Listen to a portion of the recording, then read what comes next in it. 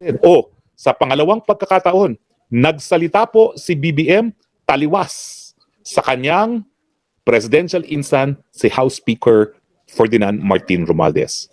Kailan ba yung una? Well, yung una po, nung nagsisimula na yung impeachment laban kay Inday Sara. O, nagsalita si PBBM, huwag niyong impeach si Sara, hindi karapat-dapat at hindi dapat ma-impeach si Inday Sara. Ngayon naman po, itong bribery initiative, yung pag-aamenda ng saligang batas sa pamamagitan po ng pag-amenda ng probisyon ng saligang batas sa Constituent Assembly na magkakaroon ng joint voting na mawalan ng boses ang mga senador. Kasi kapag separate voting po, gaya ng pagsasa sa batas, syempre, yung 24 magbubutuhan kung anong majority yun ang boto ng Senado at yung Kongreso naman, yung 318, magbubutuhan kung ano yung boto ng mayorya sa 318 na mga mambabata sa mababang kapulungan, yun ang desisyon. Abay, ang gusto nila, yung pag-amenda ng Constitution, at tingin ko marami silang amendahan, kasama na yung pagbubuwag sa Senado at pagiging parliamentarian, walang boses ang Senado kasi alam nila, hindi naman papayag ang Senado na buwagin ng kanilang mga sarili. So, nagsalita ang PBBM. Masyadong divisive. Masyadong maghahati-hati sa taong bayan, unang-una. Pangalawa, siya ay naging senador din. Hindi siya papayag na mabuwag ang Senado dahil nung minsan siya ay naging senador din.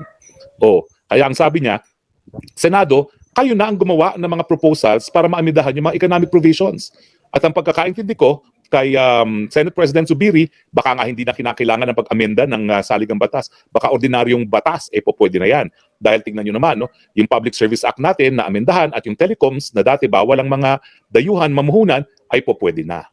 So sa pangalawang pagkakataon, nagsalita ang BBM na pigil ang kagustuhan ng presidential insan, si House Speaker Ferdinand Martin Romualdez. Anong ibig sabihin yan? Po pwede naman pala magsalita ang presidente laban sa insan. Bakit hindi pa ginawa mas maaga? Ang problema, tama naman si presidente. Masyadong divisive, masyadong nagiging hiwa-hiwalay tayo dito sa proposal ng bribery initiative. Sana, nagsisimula pa lang, hinip it in the bud na. Nagsalita na siya na itigil yan. Walang kwenta yan. Dahil ako'y naging senador din. Hindi ako papayag na mabuwag ang Senado. Gaya ng ginawa niya doon sa impeachment complaint na alam ko naman isusulong talaga yun ng Kamara dahil galit na galit ang Speaker Romualdez, no, doon sa pangalawang pagkakataon na ininsulto siya. Una, yung pagtawag sa tambaluslos. Yung pangalawa, yung inisnab siya nung dumating si Presidente galing sa Apex America. Kitang-kita na lahat na isnab siya. Although ako naman, sinasabi ko at sasabihin ko naman kay BP Sara yan, sana wag na ganun para hindi na lumaki yung mga petty na mga galit na ganyan. Kita mo yung petty na ganyan, kamuntik na siyang ma-impeach. At saka yung mga petty galit na yan, nagsimula naman yan yung tambaluslos kaya tuloy tinanggalan siya ng confidential funds. Pero ngayong alam natin pwede naman pala magsalita ang Presidente, ang tanong, gagawin kaya uli yan ni PBBM? At siyempre, ano naman ang implikasyon yan sa liderato ni Speaker Martin Romualdez sa Kamara? Well, unang-una, hindi naman sikreto siguro na siya'y hinalal na speaker dahil siya'y presidential insan. Hello, hindi naman siguro dahil yan sa kanyang karanasan bilang mambabatas, no? Yan po talaga ay dahil siya ang napili ng presidente. Sa kasaysayan naman po ng Pilipinas, pagdating sa House Speaker, talaga naman pong presidenteng nasusunod dyan. At siyempre, sino pa pagkakatiwala ng presidente kundi kanyang presidential insan na kasama niyang lumaki. So, ano ngayon ang iisipin ng mga kongresista na sa pangalawang pagkakataon, parang binaliwala ng presidente ang ninanais ni Speaker Romualdez? Ako talaga, kung hindi siya nagsalita na itigil ang impeachment kay Inday Sara, alam ko itutuloy ni Speaker. At kung hindi talaga sinabi ni Presidente itigil yang pirma initiative na yan, itutuloy pa rin nila yan. So anong nasa isipan ngayon ng mga mambabatas? Abay baka hindi sapat ng presidential insan si Speaker Romualdez. Baka maski siya ay presidential pinsan, kapag nalaman ng presidente na magkakagulo dahil sa mga inisyatibo ni House Speaker, hindi siya susuportahan ng presidente. Ano ibig sabihin yun? Baka isipin nila, teka. Baka hindi totoo na dapat ko siyang suportahan bilang speaker dahil may suporta siya ng presidente.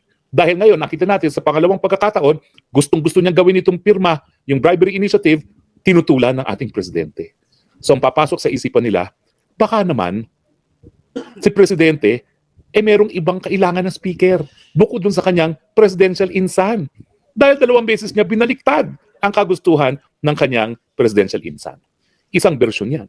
Baka mag-isip sila na baka naman may iba pang mga kongresista ang pupwedeng magsulong ng agenda ni Presidente PBBM na hindi rin magiging dahilan para magkawatak-watak.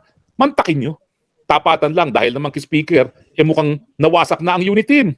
Anong sabi ni Presidential na special ni SAP, Amy Marcos, super ate ni Presidente, talagang nagtampo sa kanya si House Speaker dahil kinampihan niya ang mga Duterte. Dahil galit nga si Speaker sa mga Duterte. Ano ibig sabihin yan? Malinaw na nagsimula doon sa hidwaan sa panig ng Marcos at Duterte, si House Speaker din. O, hindi ba kung ikaw yung mambabatas, iisipin mo na, oo nga no, baka mamaya merong ibang tao na karapat-dapat na maging speaker, isang isusulong ang agenda ng presidente, ang kanyang legislative agenda, at isa na hindi sisirain ang mas-support ng presidente. Alam naman natin ang mas-support ng mga Marcos kasama ng mga Duterte. Eh bakit pag-aawayin?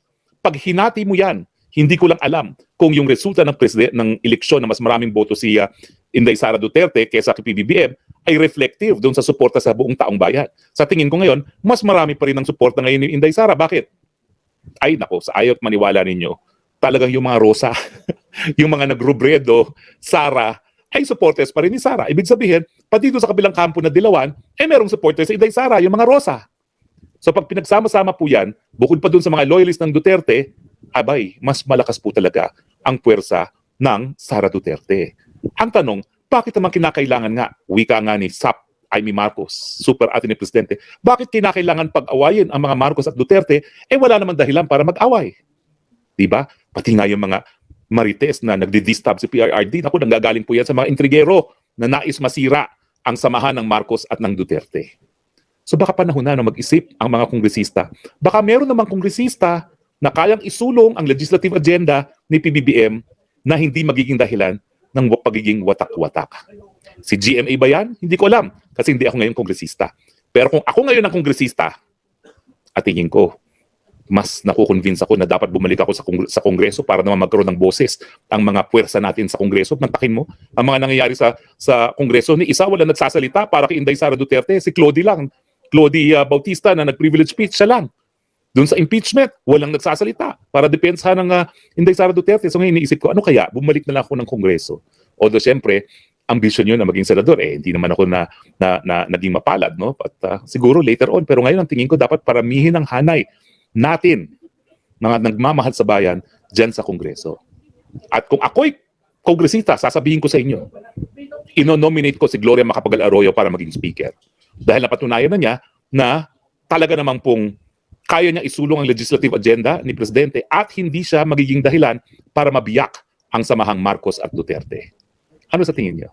Importante ba na ang House Speaker ay siguraduhin na patuloy pa rin ang pagkakaisa ng unit team o baliwala na ba ang samahang Marcos at Duterte?